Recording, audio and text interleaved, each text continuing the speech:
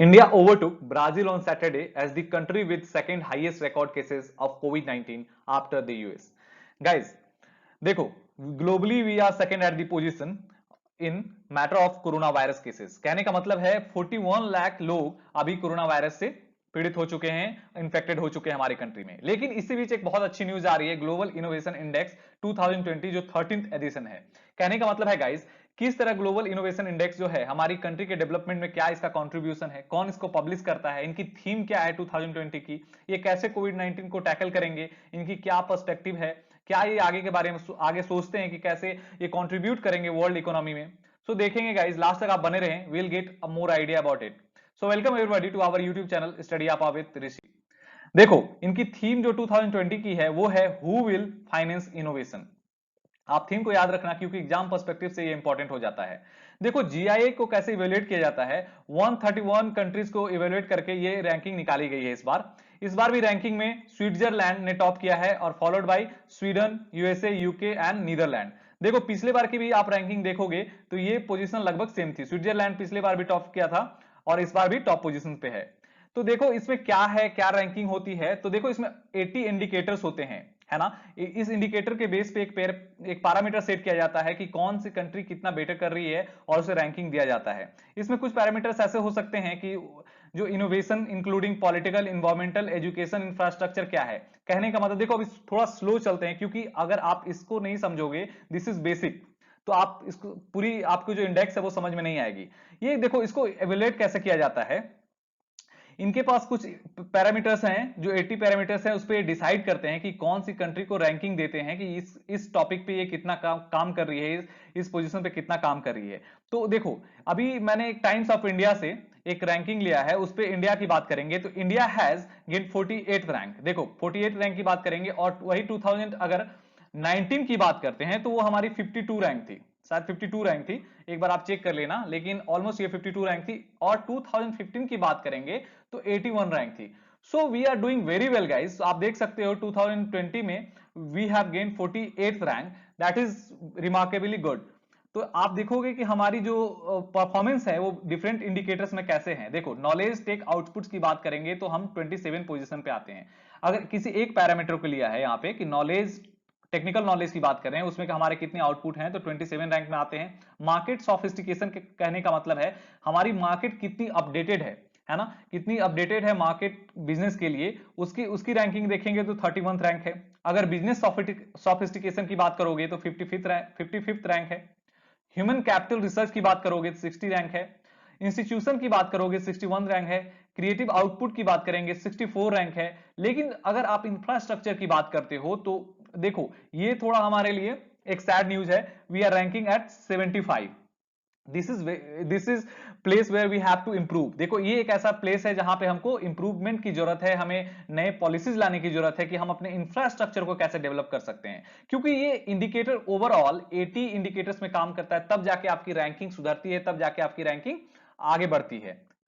तो इसको पब्लिश कौन करता है गाइस, देखो ये इस बार ज्वाइंटली पब्लिश किया गया है world intellectual property organization WIPO, Cornell university and एक बिजनेस इंसेट बिजनेस स्कूल है, उसके द्वारा मिलकर ये पब्लिश किया गया है। अगर वर्ल्ड इंटेलेक्चुअल प्रॉपर्टी की बात करोगे, ऑर्गेनाइजेशन की बात करोगे, तो ये एक सर्विस देता है जिसपे सेल्फ फंडिंग एजेंसी है यूनाइटेड नेशन की, जो 193 मेंबर कंट्रीज इसमें हैं। ये क्या करता है, इंटेलेक्चुअल प्रॉपर्टी के बारे में बात करता है, कॉपीराइट के बारे में बात करता है। आपको ये एक सेफ्टी प्रोवाइड, आपकी राइट है जो कॉपीराइट पे, उसके लिए बात करता है ये, है ना। तो देखिए, Asian economic like China, India, the Philippines and Vietnam have done very well. उनकी रैंकिंग में काफी सुधार आई है, वो रैंकिंग में काफी पिछली रैंकिंग से काफी ऊपर आए हैं। तो अकॉर्डिंग टू GII, कहने का मतलब ग्लोबल इनोवेशन इंडेक्स, देखो third most innovative lower middle income में आता है इंडिया। हमारा इंडिया जो है third most innovative lower middle income में हमको इस बार किया गया है। तो इंडिया की रैंक देखोगे तो 50 इंडिकेटर की बात करेंगे, 15 इंडिकेटर्स की बात करेंगे, तो उसमें हम किसमें बेटर किए हैं उसके बारे में बात करते हैं। ICT कहने का मतलब है इंफॉर्मेशन एंड कम्युनिकेशन टेक्नोलॉजी में हम काफी अच्छा किए हैं। ग्रेजुएट इन साइंसेस की बात करते हैं, उसमें हम काफी अच्छा किए हैं। And engineering and research and development, R&D के बारे में काफी हम लोगों ने अच्छा किया है। तो देखो, इसमें किसका योगदान है, क्योंकि हमारे पास काफी अच्छी इंस्टीट्यूशन है जो काफी अच्छी साइंटिफिक पब्लिकेशन करती हैं, जिसके कारण हमारी ये रैंकिंग है वो ओवरऑल अच्छी हुई है। तो IIT Bombay, IIT Delhi and Indian Institute of Science in Bangalore जो है, इनकी काफी बड़ी योगदान है, काफी बड़ी इसमें कंट्रीब्यूशन है हमारी रैंकिंग में। तो जो हमारी साइंटिफिक पब्लिकेशन है और हमारे साइंटिफिक इंस्टीट्यूशंस है गाइस, जैसे इसरो, डीआरडीओ और बाकी जो पब्लिक और प्राइवेट इंस्टीट्यूशंस हैं, they are doing really very well, जिसके कारण हमें हमारी आप देख सकते हो रैंकिंग काफी अच्छी, लगातार कंसिस्टेंटली हम अच्छे करते जा रहे हैं। देखो इसमें हम इंक्लूड करते हैं, इसमें क्या क्या इंक्लूड करते हैं, इंस्टीट्यूशन, ह्यूमन कैपिटल, इंफ्रास्ट्रक्चर की बात करते हैं, मार्केट सोफिस्टिकेशन की बात करते हैं, नॉलेज की बात करते हैं, टेक्नोलॉजी की बात करते हैं। Overall we are at decent place, लेकिन देखो इंफ्रास्ट्रक्चर में we have to do very well, we have to bring some policies, जो हमको इंफ्रास्ट्रक्चर सुधारने में हमें इनपुट करना पड़ेगा, हमें इसमें पॉलिसी लाना होगा जो काफी हमें हेल्प करता है डेवलप करने में। आगे देखते हैं गाइस, नीति आयोग। आपको जैसे पता होगा, नीति आयोग एक एग्जीक्यूटिव बॉडी है जो एक कहा जाता है थिंक टैंक है हमारी गवर्नमेंट को, जो पॉलिसीज प्रिपेयर करने में गवर्नमेंट को हेल्प करती है, एक गाइडलाइन दिखाती है कि कैसे हम आगे बढ़ सकते हैं, है ना। तो देखो ये ऐसी पॉलिसीज लाते रहती है जिससे हमारा जो इनोवेशन है, जैसे अभी हम बात कर रहे हैं इलेक्ट्रिक व्हीकल के बारे में, बायोटेक्नोलॉजी के बारे में, नैनो टेक्नोलॉजी के बारे में, स्पेस के बारे में, अल्टरनेटिव एनर्जी क्या क्या सोर्सेज हो गए हमारे पास, हम रिन्यूएबल सोर्सेज के बारे में बात कर रहे हैं, नॉन रिन्यूएबल सोर्सेज से हम रिन्यूएबल सोर्सेज की ओर बढ़ रहे हैं। तो इसमें हमारी नीति आयोग की जो पॉलिसीज होती है वो काफी कंट्रीब्यूट करती है, हमें काफी एक डायरेक्शन दिखाती है कि कैसे हम आगे बढ़ें, है ना। तो देखो नीति आयोग को आपको पता होगा रिप्लेस किया गया था प्लानिंग कमीशन के से, है ना, जो 2015 में हुआ था, उसके बारे में बात करेंगे आगे। इंडियन इनोवेशन इंडेक्स की बात करते हैं, जो एक नीति आयोग भी रिलीज करती है। देखो वो ग्लोबल इनोवेशन इंडेक्स था, ये हम बात कर रहे हैं Indian innovation index. Indian innovation index क्या है गाइस, जो नीति आयोग के द्वारा दिया जाता है, इसका क्या पर्पस है। देखो इसका पर्पस ये है कि हमारी जो डेवलपमेंट है वो डिसेंट्रलाइज हो।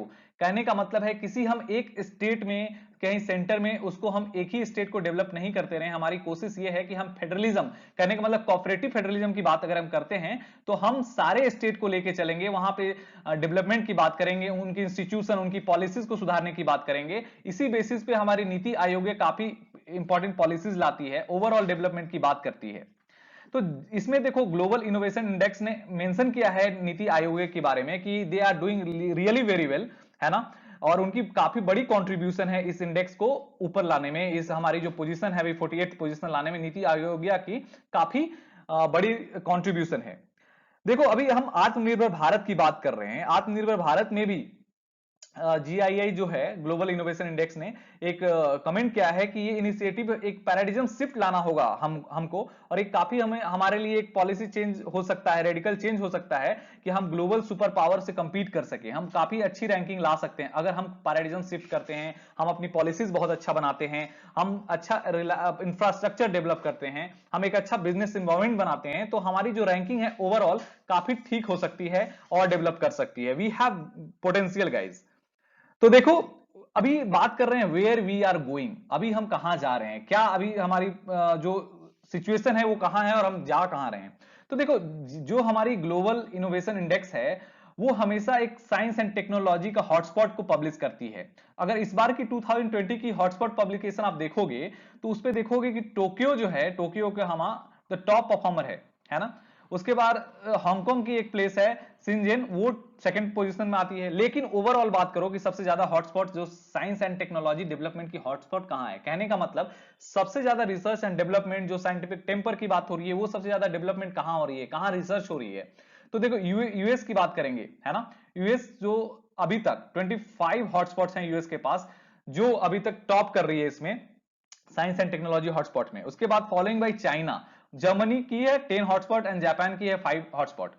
और हमारी जो इंडिया है आपको पता है हम लोग मिडिल लोअर इनकम में फर्स्ट रैंकिंग में आ रहे हैं, सॉरी थर्ड रैंकिंग में आ रहे हैं। सो ये हमारी जो पोजीशन है हमें ये बताती है कि हमारी पॉलिसी कैसे चेंज करनी है, जो हमारे नेबर हैं वो कितने अच्छे कर रहे हैं साइंस में, हमें कैसे कॉपी करना है, एक्चुअली हमें कैसे अपनी आत्मनिर्भर जो पॉलिसीज हैं कैसे बनानी है ताकि हम ग्लोबली एक नीच सेट कर सकें, है ना। तो इसमें आगे देखेंगे गाइस कि कैसी हमारी कोरोना वायरस है, कोविड के टाइम क्या रिस्क है इनोवेशन को लेके, क्या रिस्क है, क्या चैलेंजेस हैं हमारे सामने, क्या हम कर सकते हैं इसके लिए, क्या सॉल्यूशन प्रोवाइड कर सकते हैं। तो देखो, ग्लोबल इनोवेशन इंडेक्स ने बिजनेस के लिए पॉलिसी लीडर्स को ये बात किया है कि आप ऐसे पॉलिसी को लाएं ताकि वो एक मोटिवेशन हो हमारी इनोवेशन के लिए, हमारी बिजनेस के लिए, एक ऐसा फ्रेंडली इन्वायरमेंट बनाए ताकि हमारी इनोवेशन, हमारी बिजनेस सेक्टर बूम करे, ग्रो करे, है ना। तो देखो, हमारे पास काफी चैलेंज है, इंफ्रास्ट्रक्चर की चैलेंजेस हैं, इकोनॉमिक रिसेशन चल रहा है, 24 पॉइंट अबाउट लगभग हमारी जो जीडीपी है वो कॉन्ट्रैक्ट हो चुकी है। तो हमारे पास काफी चैलेंजेस हैं, हेल्थ सेक्टर में काफी चैलेंजेस आ रहे हैं। तो इसी बीच हमारी पॉलिसी कैसी हो, कि कितनी इनोवेटिव पॉलिसीज होनी चाहिए ताकि हम अपनी जो सेक्टर है, जो सेक्टर रिसेशन में जा रही है, जो सेक्टर को इनोवेशन चाहिए, नई साइंटिफिक टेम्पर चाहिए, उसको अपनी पॉलिसी से कैसे दे सकते हैं, उसके बारे में देखेंगे। देखो, कुछ फैक्ट्स हैं जो हमारे एग्जाम पर्सपेक्टिव से इंपॉर्टेंट है। नीति आयोग की अगर फुल फॉर्म की बात करेंगे तो the institute for transforming India की बात होता है, इसका फुल फॉर्म, है ना। इसे हम नीति आयोग बोलते हैं। इसकी फॉर्मेशन जो हुई थी 1 जनवरी 2015 में हुई थी, है ना। इसको एक प्रीमियर थिंक टैंक बोला जाता है जो गवर्नमेंट को एक डायरेक्शन प्रोवाइड करती है पॉलिसी बनाने में, पॉलिसी इनपुट्स में, है ना। इसके चेयरपर्सन कौन होते हैं, तो प्राइम मिनिस्टर होते हैं, अभी प्राइम मिनिस्टर नरेंद्र मोदी हैं। सीईओ कौन है, अमिताभ कांत है। वाइस चेयरमैन जो है राजीव कुमार।